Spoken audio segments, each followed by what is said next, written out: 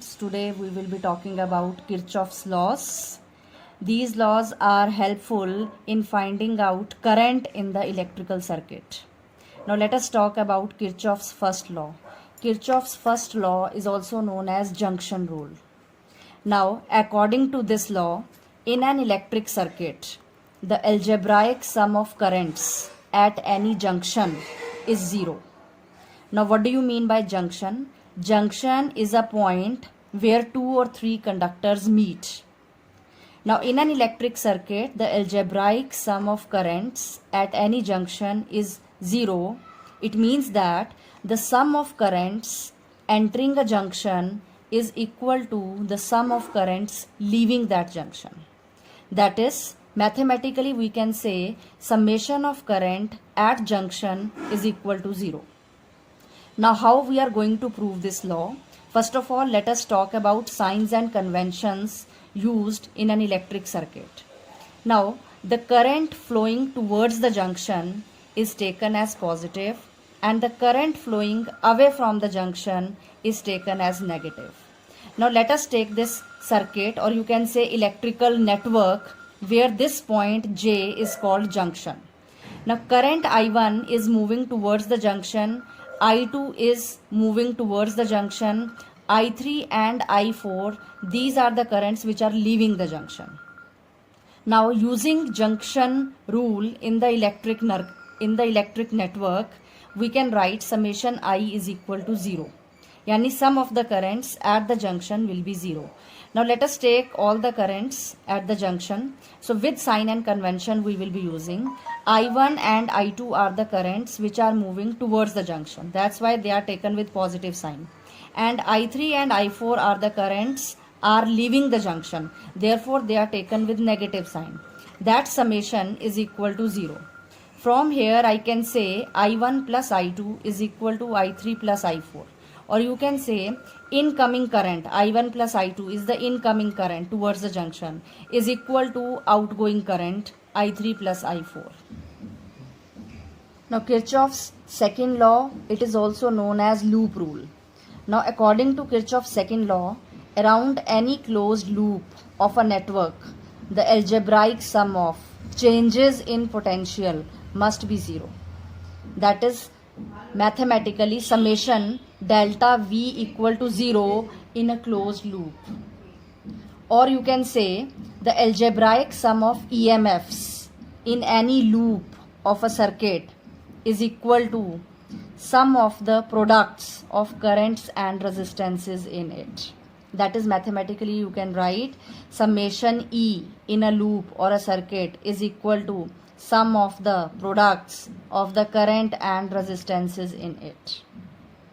Now, signs and conventions for applying this loop rule is, first of all, to move in a loop, we can take any direction, either clockwise or anti-clockwise. Secondly, while moving in a loop, the EMF of a cell is taken as positive if the direction of transversal is from negative to positive terminal through electrolyte.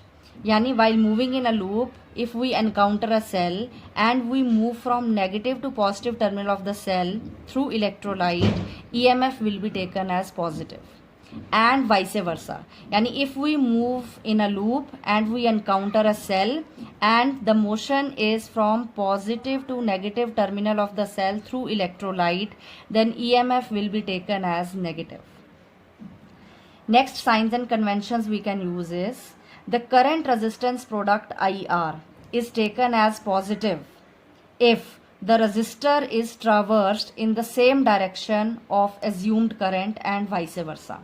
That is, if I move in a circuit and encounter a resistance, and if my motion in the circuit is same as that of the direction of current, then potential difference across that resistance, that is product IR, will be taken as positive, and vice versa. That is, if we move in a circuit in a direction opposite to the direction of current, then the product IR as negative. For example, Let us take this circuit A, B, C, D, E, F, A. Now, for the loop A, B, C, F, A, B, C, F, A, in this loop, what is the algebraic sum of current and resistance products? It will be I1 R1 क्योंकि I am moving in the clockwise direction and the direction of current is also the same as the direction of my motion in the circuit. So I1 R1 will be positive. Now this side I2 is in this direction and I am moving in the loop like this, yani opposite to it. So it will be minus I2 R2. Now algebraic sum of currents in this loop A, B, C, F, A. Algebraic sum of EMFs. Sorry, it should be EMFs here. It should be E1 minus E2. Why? Because we are moving from negative to positive terminal here. That's why E1 will be positive and here it will be positive to negative. So EMF will come out to be negative.